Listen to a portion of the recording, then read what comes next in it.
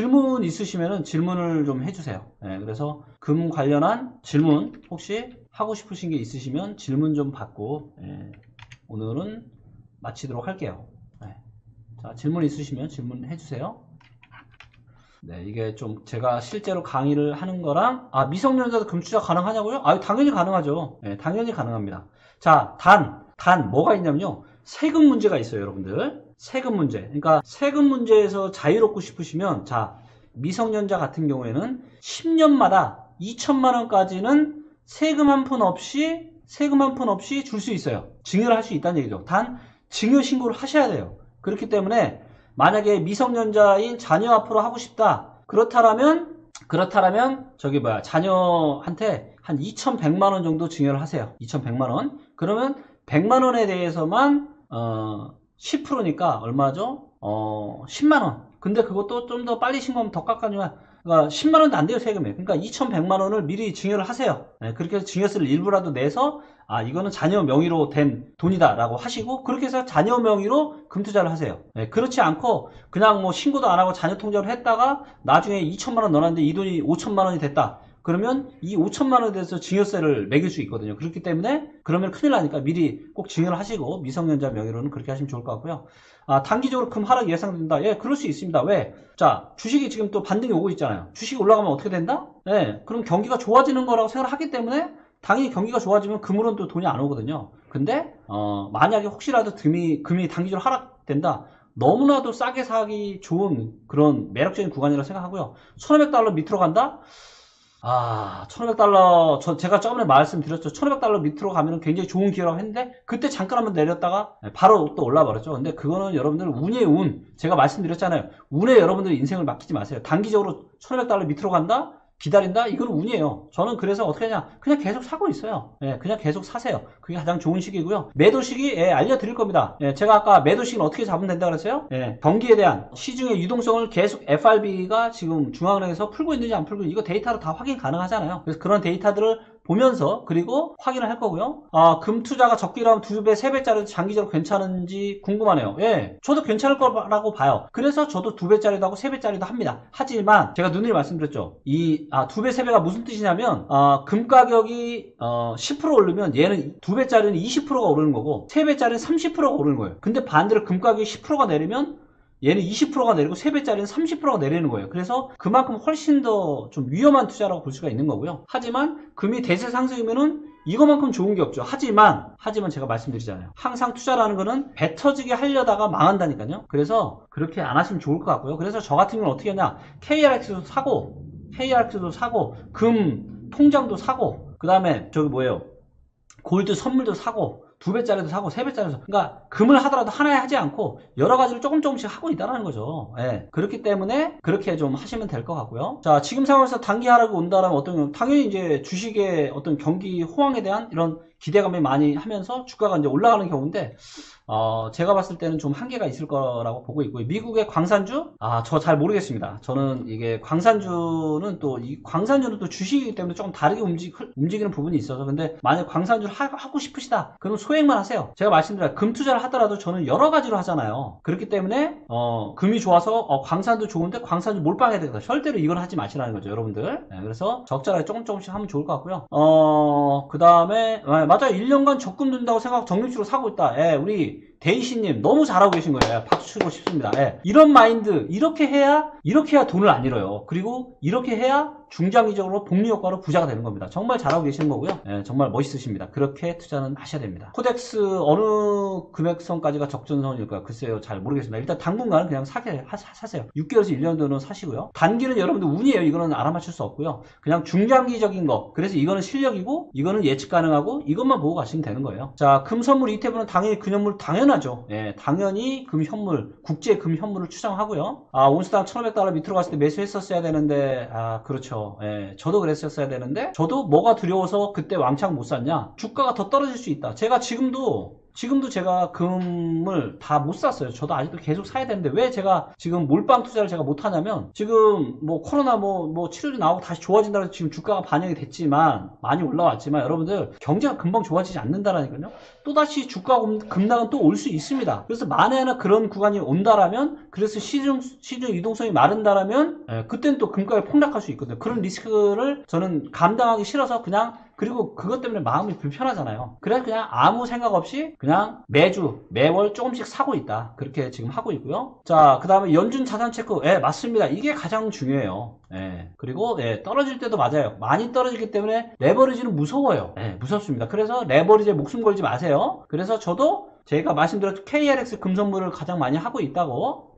그리고 그냥 조금씩 레버리지도 궁금하니까 알고 싶으니까 또 먹으면 좀 더 많이 먹고 싶은 게 인간 심리니까 아주 일부분 또 하는 거예요. 전체 금에서 전체 금을 내가 100을 산다. 그러면 한 2, 30은 레버리지. 나머지 7, 80은 안전하게 갖고 가는 거예요. 그래서 모든 거를 적절하게 포트폴리오로 갖고 가서 하는 게 제 전략입니다. 자, 금은 비중을 금은 제가 말씀드렸잖아. 금이 80이면 은은 20. 그래서 5대1 정도 비율. 이렇게 4대1, 5대1. 그렇게 하시면 좋을 것 같고요. 리치고 빅데이터가 있어서 든든합니다. 감사합니다. 저도 리치고가 있어서 너무 든든해요. 일단 리치고가 현재는 뭐 부동산 쪽으로 많이 되어 있고, 그래서 저는 이제 부동산 투자 위주로 굉장히 많이 하고 있거든요. 그래서 뭐 작년 말 올해 연초에도 굉장히 저평가된 부동산을 제가 좀 꽤 샀는데, 저는 지금도 자산의 상당 부분은 부동산입니다. 금융은 그렇게 많지 않아요. 그렇게 많지 않고요. 자, 그래서 앞으로는 뭐 어떤 기업 분석 리치고, 그 다음에 경제 리치고, 그 다음에 상권 분석 리치고, 뭐 여러 가지 것들이 많이 출시가 될 거예요. 그리고 일단은 올해 여름에 출시된 아파트 리치고, 이거 보면 여러분들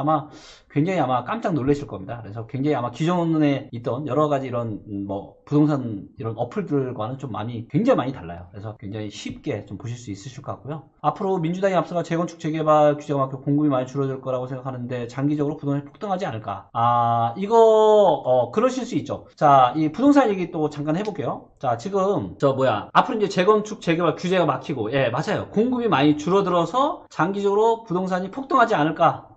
자, 이거 얘기를, 이거는 제 개인 방송이니까, 가만 있어봐. 이거는 왜냐면 이제 제가 이제 어저께 제가 매경에 제가 기사를 쓴 게 있거든요. 꽤 장문의 기사를 썼어요. 이게 뭐 내용이 다 공개될지 모르겠는데, 일단은 그 기사 내용을 일단 신문기사 나오고 나서 그때 가서 제가 자세히 설명드리고 일단은 제가 말로만 좀 풀어볼게요.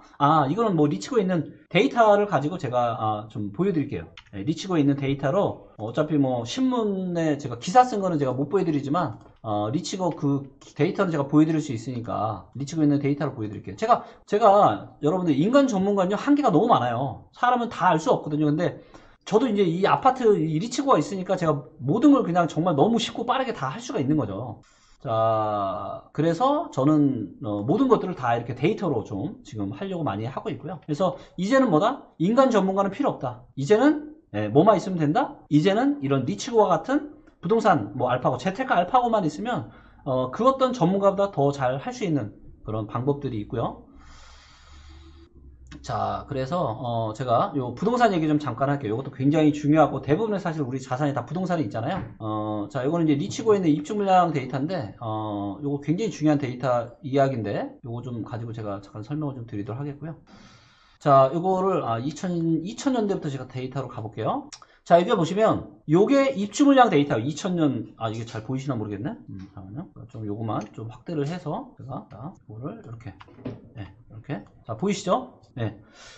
자, 요게 이제 2000년대입니다. 자, 우리가 대한민국의 전체적인 입주 물량을 보면 자, 이때 어때요? 이때 입주 물량이 꽤 많았습니다. 그 다음에 이때 입주 물량이 별로 적었어요. 그리고 이때가 입주 물량 폭탄이었습니다. 그리고 또 지금 입주 물량이 또 줄어들고 있어요. 그러니까 이때와 같은 현상이 지금 발생을 하고 있는 거죠.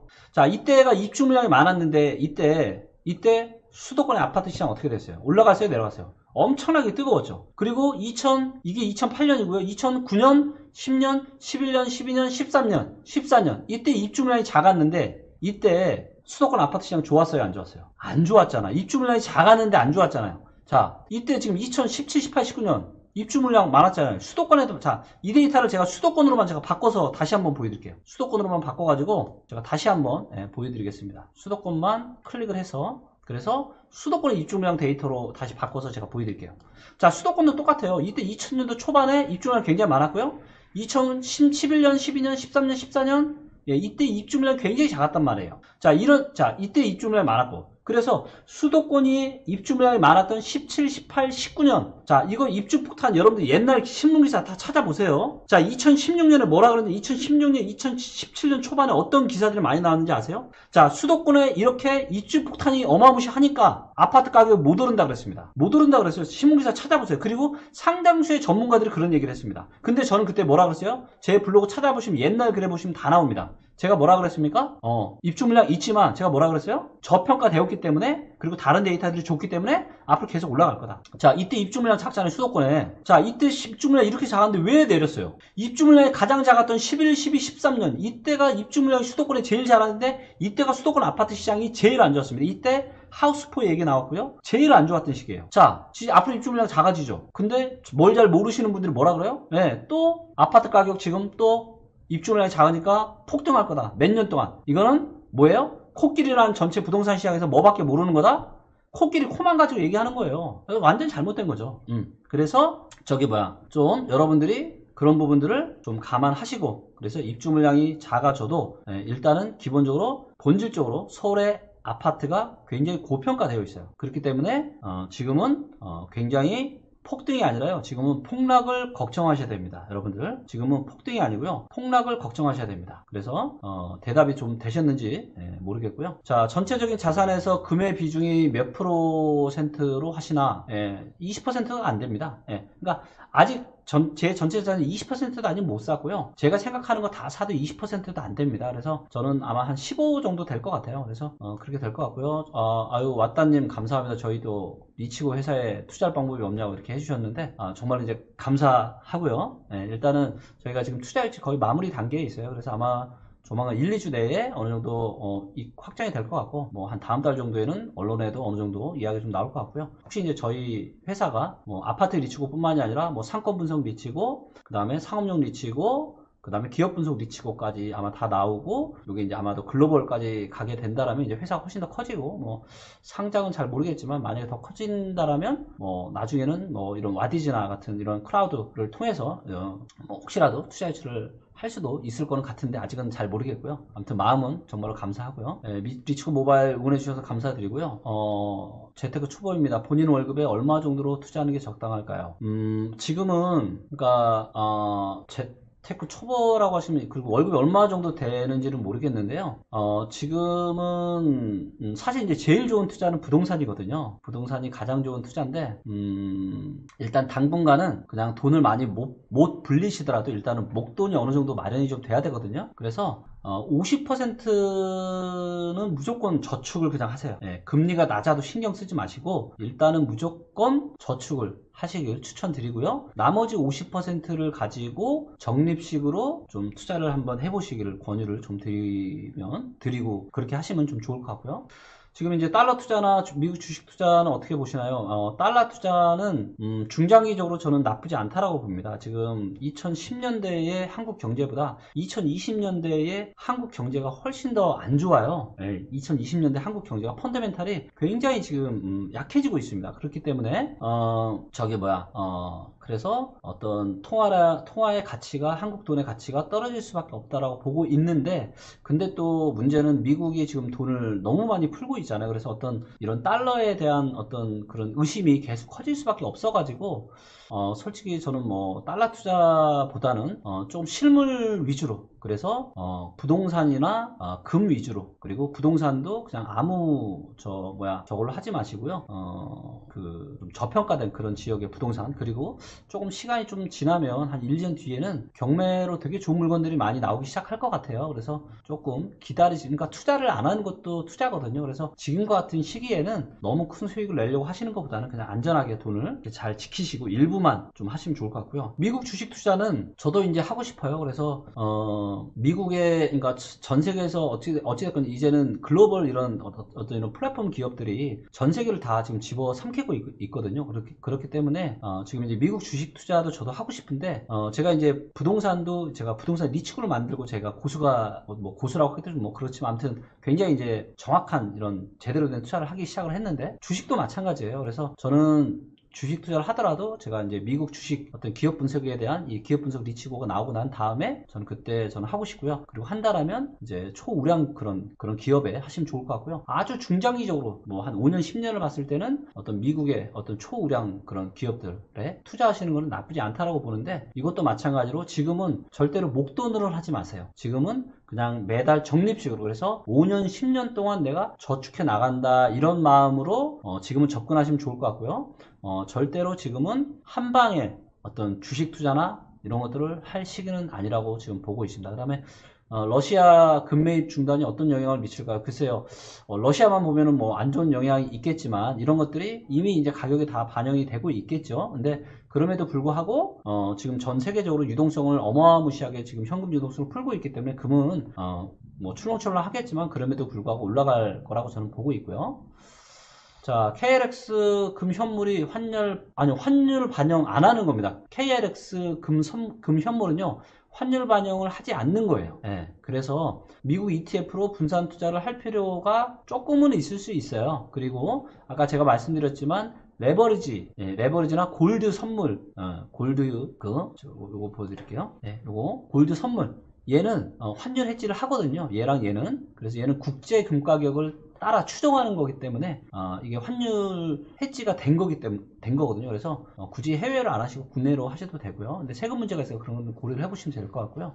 그 다음에 이제 FRB 통화량 체크는 어디서 할 수 있냐고요? FRB 이 통화량 체크는 www.fred-data 그냥 제가 이것도 바로 보여드릴게요. 구글에 들어가셔가지고 프레드 데이터 이렇게 치시면 이렇게 나오거든요. 그래서 여기서 이렇게 이제 프레드라고 해서 미국의 이제 어떤 이코노믹 이런 데이터를 제공해 주는 곳이에요. 그래서 여기서 그냥 토탈 에셋이라고 치시면 돼요. 그래서 토탈 에셋이 지금 이제 맨 위에 나오잖아요. 그러면 이렇게 이제 지금 나오는 겁니다. 그래서 이렇게 보시면 될 것 같고요. 단기적으로 금 하락이 일시적으로 또 얼마나 올까? 글쎄요. 이거는 기다리지 마세요, 여러분들. 이게 저점에서, 그러니까 인간이기 때문에, 사람이기 때문에 꼭 바닥에서 사고 싶으신 그런 욕심이 있다라는 거 저도 알고 저도 그러고 싶은데요. 그럴 수 없어요. 알아맞추기 힘드니까 그냥 계속 조금씩 사시면 됩니다. 저도 그렇게 하고 있어요. 혹시라도 저점 찍어서 알아맞힐 수 있다라고 저한테 전 재산을 거실 수 있는 분이 계시면 제가 1,000,000원 드릴게요. 제가 1,000,000원 드리고 그분한테 조언 받고 제가 1,000,000원 드려서 저도 그때 몰빵하고 싶습니다. 제 전 재산. 그렇게 되면. 근데 그러기 힘들죠. 그렇기 때문에 그냥 조금씩 사세요. 그런 거는 그 누구도 할 수 없으니까 하시면 안 됩니다.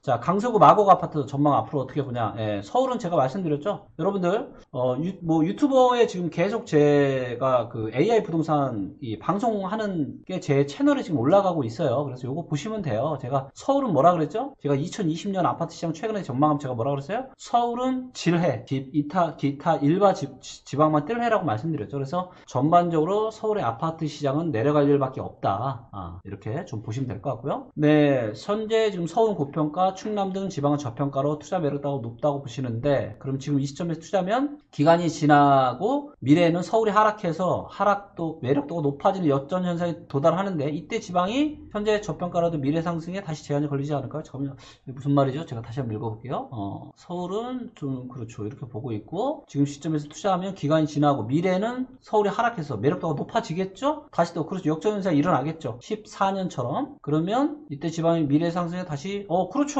당연히 나중에, 그러니까 지금이 이제 지방은 저평가 되었지만 지방 가격이 또 올라가겠죠. 저평가 되면. 그러면 다시 또 어느 정도 또 상승의 한계가 오겠죠. 그래서 그때 또 갈아타기를 잘해야죠. 그렇기 때문에 갈아타기를 잘해야 되는 거고, 이런 것들을 우리가 사람은 할 수가 없기 때문에 결국은 리치고와 같은 이런 빅데이터, 이런 의사결정 조사하는 플랫폼을 보면서 해야 된다는 거죠. 자, 미국 채권이 조금 있는데 언제 매도하는 게 좋을까요? 자, 채권은요, 여러분들, 채권은 금리가 바닥일 때 매도하시는 게 가장 좋습니다. 그쵸? 채권은 금리가 높은 데서 금리가 떨어질 때 수익이 나죠? 그래서 그때 매도를 하시면 좋을 것 같고요. 그래서 금리가 바닥이 언제쯤일지를, 시중금리 바닥이 언제쯤일지를 보시고 매도를 하시면 좋을 것 같고요. 지금 정도 선도 저는 나쁘진 않을 것 같은데, 이것도 매도도 그냥 조금씩 하세요. 지금부터 조금씩 하시면 좋을 것 같고요.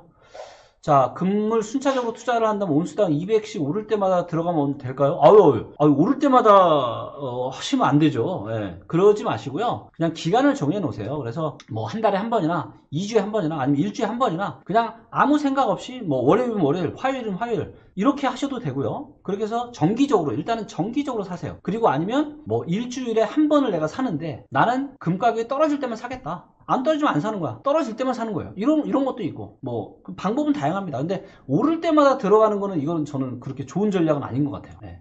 자, 그 다음에, 창원, 청주, 창원, 포항 등 울산 등에서 많이 오른다는 게 꽤 있는데, 지금이라도 들어가도 될까요? 지금도 이미 많이 좀 오른 데가 있죠. 예, 지금이라도 들어가도 될까요? 제가 말씀드렸죠? 아까 맨 처음에 제가 말씀드렸는데, 일반 투자자들이 저지르는 두 가지 오류가 있다. 첫째는 뭐예요? 대세 상승의 초반에서 살짝 수익 난 거를 현금화해서 파는 거죠. 그 다음에 대세 하락 구간에서 조금 내렸을 때 그때 안 팔고 오히려 더 사거나.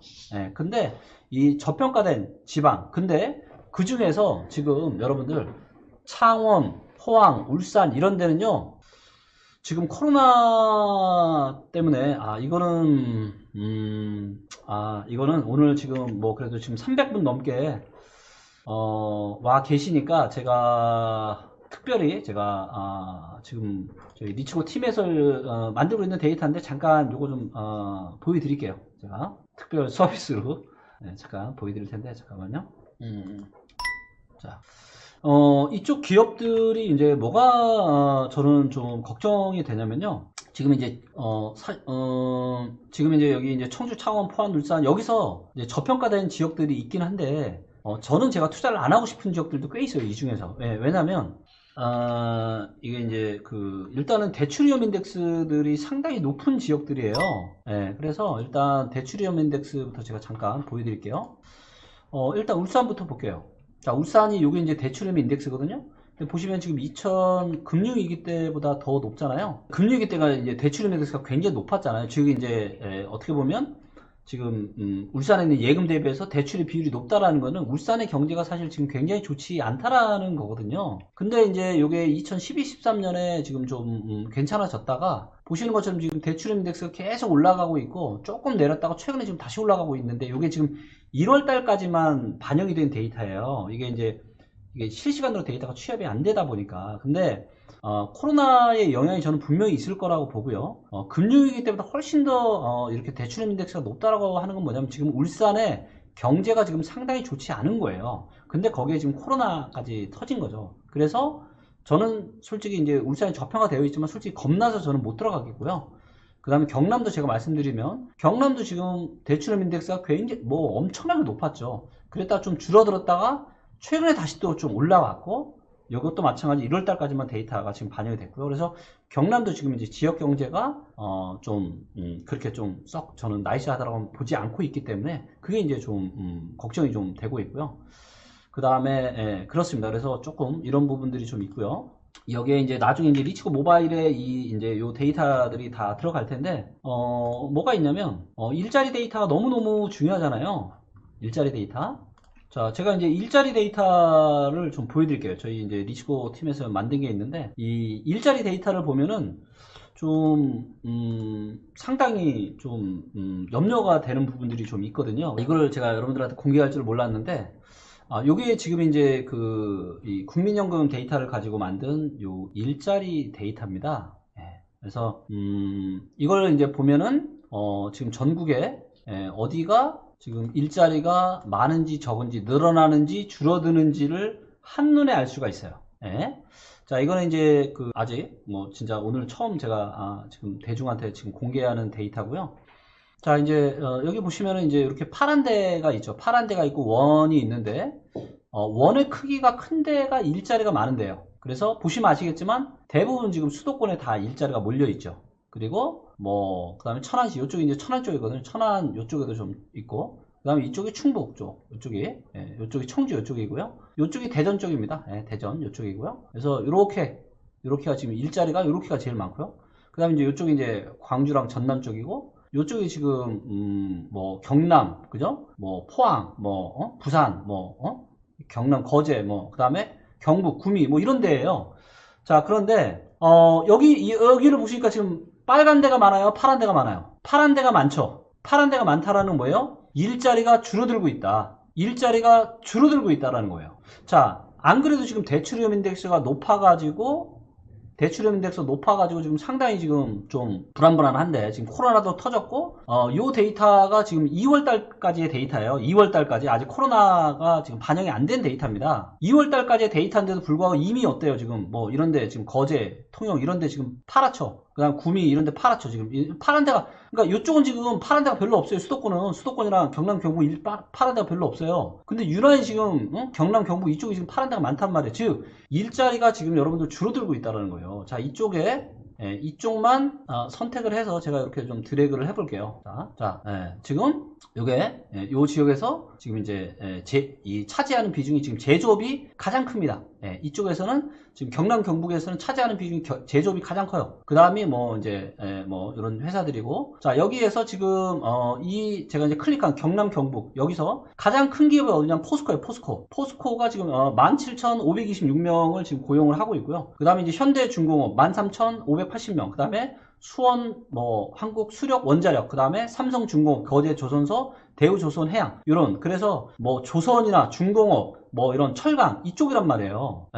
그러니까 근데 이쪽 분야가 지금 코로나의 영향이 안 좋잖아요. 그죠? 그래서 지금 좀 염려스러운 거죠.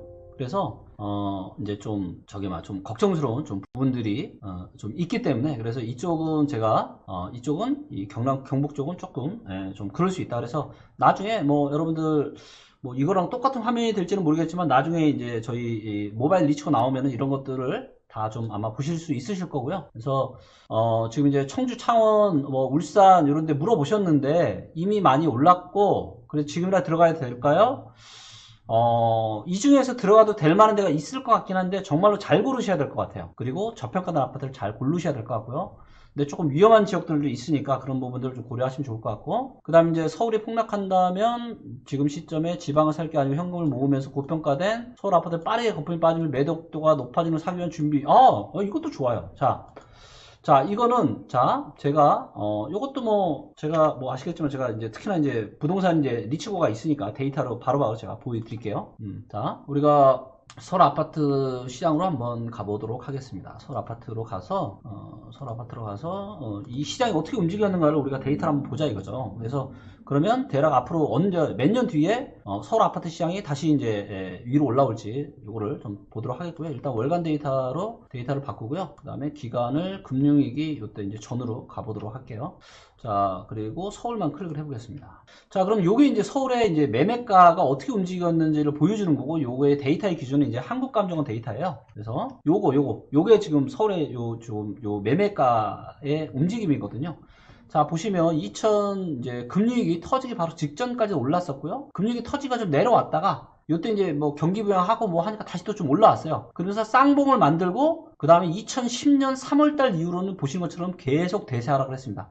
그리고 2013년 9월달, 10월달에 바닥 찍고 이때서부터 올라오기 시작한 거예요. 자, 그러면 금융위기 터지기 직전에 이때가 뭐 최고점이라고 치면 2008년 8월달부터 2003년 10월달이니까 9, 10, 11, 12, 13, 5년을 빠졌잖아. 5년을. 물론 이제 이때 뭐 이제 쌍으로 만들긴 했지만 5년을 빠졌다라면, 자, 지금이 거의 요런 시점이랑 비슷하거든요. 금융위기 터지기 바로 직전에 고점이나 아니면 그 비슷한 유사한 지금이에요. 그러면 지금부터 5년 동안, 그러니까 2010년대의 경제 상황과 똑같은 상황이 2020년대에 된다라면 5년 정도 걸리는 거예요. 앞으로 서울 아파트 시장이 정확하게 바닥찍으려면. 그러면 지금 이제 오스카 오드님이 이렇게 질문하신 것처럼 지금부터 5년이면 매년 2025년. 그래서 2025년에 바닥이 올 수 있다. 자, 그런데 2020년의 한국 경제는 2010년의 한국 경제보다 훨씬 더 안 좋을 거란 말이에요. 훨씬 더 펀더멘탈이 안 좋아요. 이미 그런 건 뭐 여러 가지 지표로 다 보이고 있고요. 그렇다면 2010년대 5년 걸렸다면 이번에는 5년이 아니라 6년, 7년이 걸릴 수도 있어요. 물론 이것도 계속 바뀌는 데이터를 보면서 확인을 해야 되겠죠. 그래서 바뀌는 데이터를 보면서 계속 우리가 확인을 해야 되겠지만, 못해도 한 5년을 걸리겠다. 그럼 2025년이니까 그럼 이렇게 생각하면 돼요. 2025년까지 서울에 저평가된 아파트를 사기 위한 준비를 계속 하시는 거죠. 그렇게 하신다라면 저는 괜찮을 것 같습니다. 저도 이제 뭐 저도 이제 서울에는 지금 하나밖에 없는데 나중에 또 다시 또 사야죠. 제가 운 좋게도 저는 이제 작년에 좀 이제 작년 말에 정리를 좀 했었고요. 자, 그 다음에 리치고 상장되면 주식 사고 싶네. 진짜 저도 그럴 날이 올지 모르겠는데 리치고의 갈 길이 정말 멉니다. 많이 좀 응원해 주시고요. 특히 이제 첫 신호탄으로 아파트 리치고 나오는데 정말 이제 제가 저한테 필요한 이런 시스템처럼 정말 여러분들한테 실제적으로 도움되는 그런 리치고 아파트 시스템을 만들었어요. 그래서 어떤 거주 관점에서의 투자 관점에서 여러 가지 이런 것들을 저희가 빅데이터와 AI 기술을 활용을 해서 만들었으니까 많이 좀 나오면 응원 좀 해주시고 주변에 좀 많이 소개도 좀 해주시고요. 자, 적금 드는 걸로 같은 연수를 금매수를 하면 위험한 생각일까요? 금리 1%보다는 더, 그럴 수 있죠. 그리고 금은 이제 과거로 놓고 보면 지금부터 3년 정도는 올라갈 수 있어요. 지금부터 3년 정도. 그래서 적금 드는 걸로 지금 한 3년 정도 드는 건 나쁘지 않을 것 같아요. 3년 정도. 그래서 금은 적금 계속 드시고 저는 어떻게 할 거냐? 저는 앞으로 1년 동안 계속 살 겁니다. 앞으로 1년 동안. 그래서 저는 앞으로 1년 동안 계속 살 거다. 이렇게 제가 말씀드릴 거고요. 그 다음에 비트코인 전망은 제가 비트코인은 제가 잘 모르니까.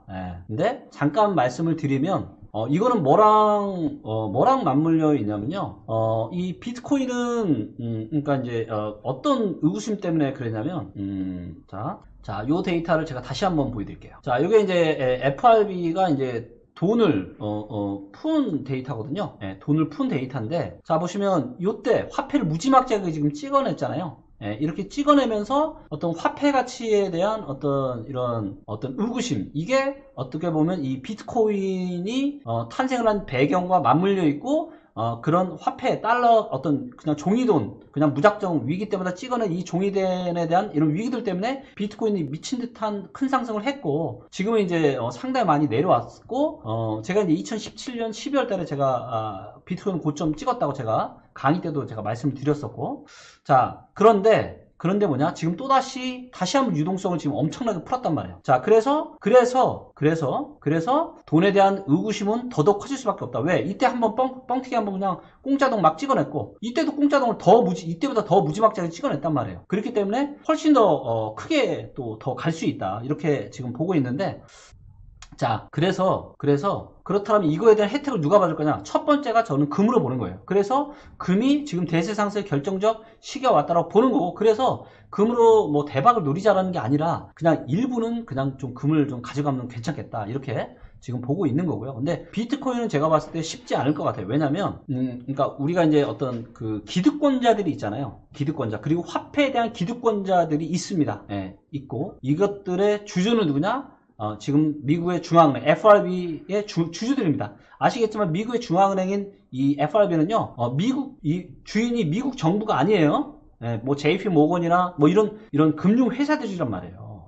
어떻게 보면 다 지네들끼리 짜고 치는 고스톱이죠. 근데 얘네들이 화폐에 대한 주도권을 과연 비트코인한테 주려고 할까요? 제가 봤을 땐 택도 없는 얘기입니다. 오히려 자기네들이 또 다른 가상화폐를 만들겠죠. 그래서 저는 비트코인이 아니라 지금 이제 그 페이스북도 올해 11월 달에 지금 또 리브라를 또 시작하겠다고 또 어저께인가 그저께 얘기를 했죠. 그래서 제가 보기엔 비트코인은 일단 속도도 너무 느리고 그다음 화폐로서의 어떤 가치 보존을 하기에는 변동성이 너무 심해요. 그래서 저는 이제는 비트코인은 중장기적인 비전은 저는 더더욱더 없다. 왜? 이거 훨씬 더 좋은 대안인 다른 어떤 가상 코인이 나올 거기 때문에, 그게 뭐 페이스북 리브라가 될 수도 있고 다른 화폐도 될 수도 있고, 그렇기 때문에 저는 비트코인은 중장기적으로 저는 별로다라고 저는 보고, 물론 이제 제가 그쪽 전문가는 아니니까, 근데 제가 그동안 공부해오고 이런 걸로 제가 말씀드리면 그렇다라는 거고요. 자, 은은 아까 제가 말씀드렸고요. 은은 지난 방송 보시면 되고, 한 사시면 되고, 서울 요지의 재건축 시장도 동일하게 겨울로 보시면, 그럼요. 재건축 시장도 당연히 이제 겨울이죠. 그래서 당분간은 저는 쉽지 않다라고 보고 있고요.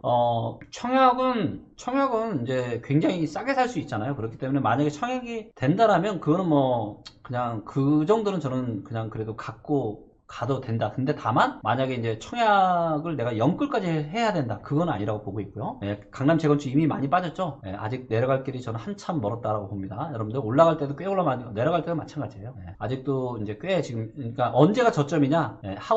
서울에 하우스퍼 얘기가 나오고 내가 아파트를 사려고 했더니 너 미쳐서 왜 사? 아무도 사려고 하지 않고 다 말릴 때 그때가 바로 저점이다. 그리고 그 시간은 앞으로 4년 5년 남았다라고 보고 있고요. 강원도 속초는 어떻게 보나요? 이거는 너무 시간이 길어질 것 같은데, 있는데 조만간 이제 제가 다음 주에 내일 모레 강원도도 지금 머니투데이 AI 방송에서 하거든요. 그때 강원도 보시면 될 거고요. 전반적인 강원도만 말씀드리면 강원도는 앞으로는 안 좋아질 가능성보다는 좋아질 가능성이 많아요. 당연히 속초도 그 안에 들어가니까 나쁘진 않겠죠. 자, 성남 분당은 서울이랑 당연히 같이 가는 시장이에요. 그렇게 보시면 되고요. 일자리 데이터 한눈에 볼 수 있어서 좋죠. 저도 너무 좋아요. 저도 이런 거 만들고 나서 너무 행복한 거예요. 그래서 제가 참 이 아파트 부동산 니치를 만들고 너무 좋았는데 또 일자리도 만들고 너무 좋고 그래서 이거를 뭐 기업이나 여러 가지에 제가 다 적용을 하려고 하는 겁니다. 그래서 앞으로 어떤 이런 빅데이터 AI 시스템으로 정말로 어떤 사람들한테 도움되는 그런 멋진 제가 리치고를 좀 만들어 보도록 하겠고요. 그래서 제가 목표가 생겼어요. 이걸로 대한민국 국부를 매년 한 100조씩 늘려보자. 그래서 어떤 기업 분석 리치고, 상업용 분석 리치고, 그 다음 상권 분석 리치고, 아파트 리치고, 그 다음에 주식 분석 리치고 이런 걸로 뭐 나중에는 미국 주식이나 해외 뭐 중국 주식 데이터까지 싹 끌고 와서 정말 아까 이제 일자리 보여드린 것처럼 그렇게 한눈에 쉽고 편하게 어떤 그렇게 보실 수 있게끔 제가 다 만들 겁니다. 그래서 그렇게 해서 정말 대한민국 국부를 좀 늘려보고 싶어요. 그리고 정말 많은 분들한테 좀 도움이 되고 싶고요. 그래서 이게 제가 다시 한번 말씀드리지만 리치고가 정답은 아닐 수 있습니다.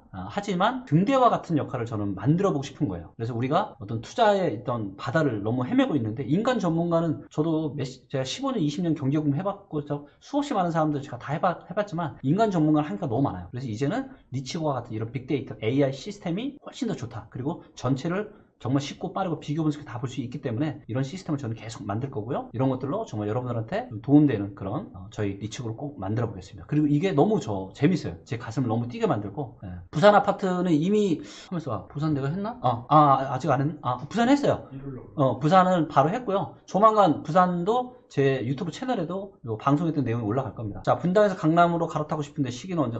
지금 그렇죠. 분당 지금 팔고 형 5년 후 소유를 사야 할까? 뭐 이것도 나쁘진 않은 전략 같아요. 지금 전반적으로 지금 서울과 같이 가는 이 수도권도 많이 지금 거품이 껴있기 때문에 당분간은 조금 조심하시고 근데 만약에 이제 좀 여러 채가 있으시다. 근데 그러면 핵심 지역에 한 채 정도는 갖고 계시고, 그 다음에 지금 시중 유동성이 너무 많이 풀려있기 때문에, 실물 자산, 즉 부동산이 또 없어도 불안해요. 그래서 저는 이걸 해칭을 어떻게 했냐면, 저는 서울이나 수도권은 좀 많이 최근에 팔고, 저는 지방이 저평가된 곳을 꽤 많이 살았거든요. 그래서 해칭을 저는 그렇게 지금 해놨고요. 자, 엄청난 유동성으로 부동산 오르지 않을까? 서울도요. 제가 다시 한번 말씀드릴게요. 요 데이터 볼게요. 이때 2008년에 유동성 엄청나게 풀었잖아요. 이때서부터 2012년까지 유동성 엄청나게 풀었는데 서울 아파트 시장 올랐어요? 안 올랐어요? 안 올랐잖아요. 왜? 고평가됐기 때문에. 그래서 유동성을 아무리 올려도 고평가된 이런 지역의 부동산은 올라가기 힘듭니다. 그래서 답변이 좀 되셨죠? 자, 그 다음에 잠시나마 보여주셔서 감사합니다. 지표를 설명해 주셔서 이해가 잘 됐지만 일반인들이 이걸 보고 이해하기가 사실은 쉽지 않죠. 그래서 참조나 말풍선으로 설명을 붙여주시는 이런 방법들을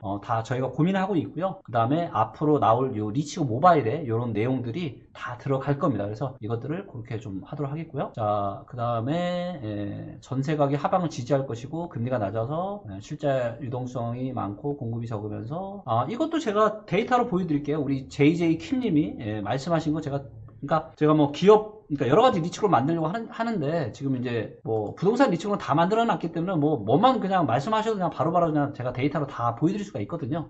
자, 이거는 제가 정확한 수급 데이터로 제가 설명을 드릴게요. 자, 그렇게 얘기하시는 분들은 이제 전세가가 올라가서 다시 또 하방이 지지되고 이거는요. 그냥 전문가 아니다도 누구라도 할 수 있는 이야기고요. 제가 정확하게 데이터로 제가 설명을 좀 드릴게요. 자, 서울 어디 있나요? 서울 여기 있네요.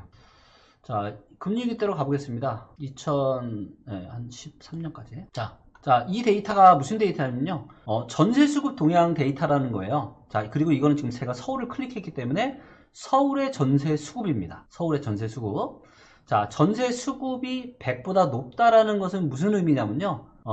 전세가 공급보다 수요가 많은 거예요. 수요가 많으면 100보다 높아서 빨간색이에요. 예. 자, 그래서 이때 2007년 7년부터 주가 폭락 때문에 부동산 에 대한 위기론도 나오고 했지만 아직 전세가 그렇게 떨어지진 않았죠. 근데 2008년 10월 달부터 어떻게 돼요?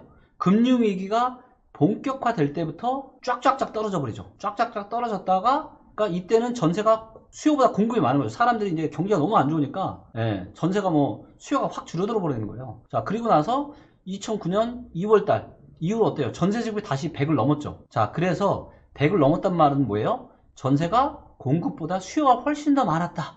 수요가 훨씬 더 많았다. 그래서 어떻게 된다?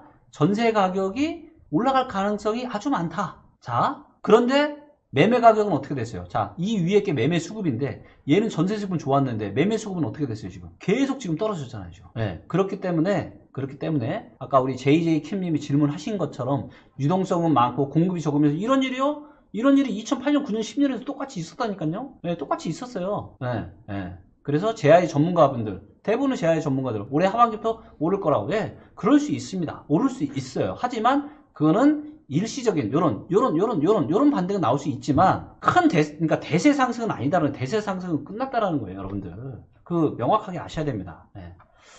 자, 지금 서울은 현재 매매가 보합인데 매도 기회가 또 언제 올 거라고 보시나요? 매도 기회?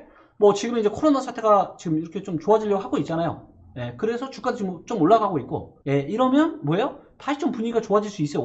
그래서 올해 여름 가을에, 자, 제가 내린다라고 해서 지금 뭐 바로 그냥 수직 낙하로 내려간다는 거 아니에요. 예, 그냥 요런 패턴이 나올 수 있고 앞으로는 이렇게 될 거다라는 거지, 그냥 바로 수직 낙하는 없습니다. 특히나 부동산은. 예, 그래서 올해 여름이나 가을에 만약에 서울의 아파트 시장이 다시 뜨겁게 지금 또 타오른다. 저는 이때야말로 매도를 하기에 가장 좋은 시기라고 봐요. 근데 그게 올지 안 올지는 모르는 거죠. 네, 자, 그렇고요. 네, 감사합니다. 리치고 좀 많이 응원해 주세요. 저도 진짜 제 정말 많은 걸 걸고 저도 이제 리치고 지금 만들고 있고요.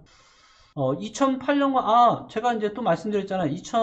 공급 물량이 어마어마하지 않았다니까요. 제가 이거 녹화한 거 제가 올려놓을 테니까 보세요. 예, 아까 이제 2008년, 2009년, 10년, 11년, 12년, 13년 서울에 수도권에 입주 물량 없었다니까요. 예, 똑같습니다, 여러분들. 입주 물량 하나만 가지고 얘기하는 거는 그거는 금리 떨어지면 부동산 올라간다는 거 똑같은 거예요. 그거는 완전 기본 중에 기본. 그는 진짜 그냥 불인이 정도 순이에요, 여러분들. 예, 그런 말 믿지 마십시오. 자, 부동산 구입 시 법인으로 투자하시는 건가요? 개인은 규제가 너무 심해요. 지금은 저는 뭐 법인으로 하는 것도 일부 있긴 한데 그거는 뭐 그냥 주거용은 아니고요. 그 다음에 이제 수도권을 만약에 이제 제가 많이 갖고 있다라면 이제 법인으로 해야 되겠죠, 주거용을. 근데 수도권이 아니라 저는 제가 말씀드렸지만 수도권은 제가 작년 상당히 많이 정리를 했고요. 지금 이제 저평가된 지방 쪽에 많이 좀 있거든, 뭐 조금 있거든요. 그래서 이쪽은 뭐 일단 과세가 그렇게 높지 않기 때문에 그냥 현재 개인 명의로 좀 하고 있고요.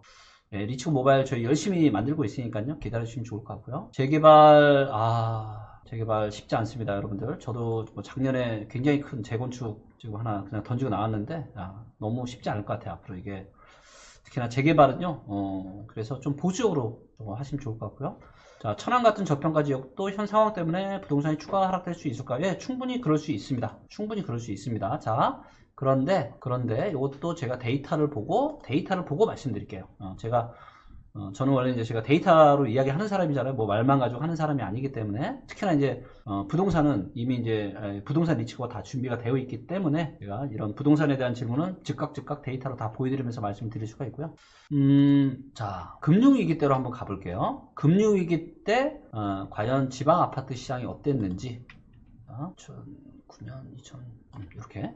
그래서 2008년 3월 달부터 2009년 12월 달까지 지금 보여드리겠습니다. 자, 지금 전북 볼까요? 전북 금융위기 때 지금 내렸어요, 안 내렸어요? 예, 잠깐 내렸네요. 한 3개월 내렸네요. 예, 3개월 지금 내리고 다시 올라갔습니다. 예, 자, 부산 볼까요? 부산은 1개월 잠깐 내리고 쭉쭉 갔죠. 무슨 말씀이냐면요.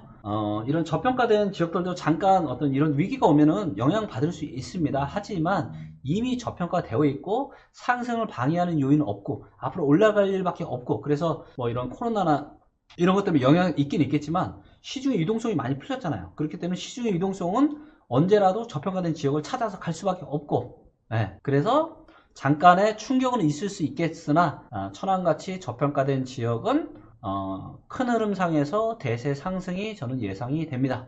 네, 저점에서 주식 매수하실 때 미국 주식 우량주 추천. 만약에 이제 저는 아직 주식은 지금 일도 없는데 혹시라도 제가 주식 투자를 한다라면 저도 미국 주식을 사고 싶고요. 그 다음에 저는 언제 사고 싶냐면 이제 제가 기업 분석 리치고를 다 만들어서, 그래서 정확한 어떤 기업의 분석에 대한 것들을 데이터로 제가 완성을 하고 난 다음에 저는 그때 하고 싶어요. 그래서 제가 부동산도 제가 부동산 리치고를 만들고 난 2016년부터는 정말 투자가 너무너무 재밌고 하나도 불안하지 않고 잠도 편하게 자고 수익률도 너무 좋았거든요. 왜냐면 데이터에 근거해서 정확하게 할 수가 있었기 때문에. 그래서 저는 주식도 나중에 이제 그렇게 아마 하게 될 것 같고요. 그래서 아마 내년 한 초반, 중반 정도면 어떤 기업 분석 리치고에 대한 내용들도 좀 나오게 될 것 같아요. 그래서 아마 그때는 그렇게 아마 하실 거고요. 미국 부동산 중 주목하시는 지역, 이것도 데이터로 좀 봐야 되는데, 나중에 이것도 제가 부동산 리치고에 아마 나중에 글로벌 부동산 데이터들도 다 들어가게 될 텐데, 이런 것들도 좀 보여드릴 것 같고요. 하와이 너무 좋죠. 근데 이것들은 이제 저는 데이터로 얘기를 해야 되는데 제가 데이터로 얘기를 아직은 할 수 없으니까. 근데 나중에 저희 이제 리치고가 지금 직원까지 해서 지금 10명 초반대인데, 나중에 좀 더 회사가 저희가 커지고 이렇게 되면 훨씬 더 많은 것들을 할 수가 있을 것 같아요. 그래서 그때 좀 이런 해외 부동산에 대한 것들을 말씀드릴 거고, 청주, 원주, 핫하죠. 이미 핫하죠. 이미 핫해지기 시작했고요.